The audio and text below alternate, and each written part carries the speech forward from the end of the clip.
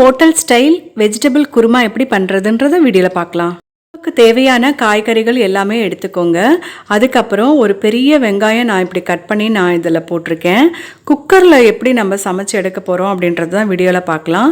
அதே மாதிரி பெரிய தக்காளி ஒன்று அரைஞ்சிட்டு இஞ்சி பூண்டு விழுது, தேவையான அளவு மிளகாய்த்தூள், நீங்கள் குருமாவுக்கு சேர்க்க வேண்டிய மிளகாய்த்தூள் இதிலே நீங்கள் சேர்த்துடுங்க.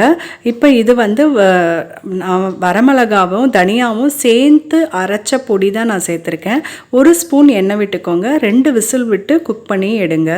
அரைச்சி விடுறதுக்கு 1 ஸ்பூன் சோம்பும் தேவையான அளவு தேங்காவும் அரைச்சிக்கோங்க.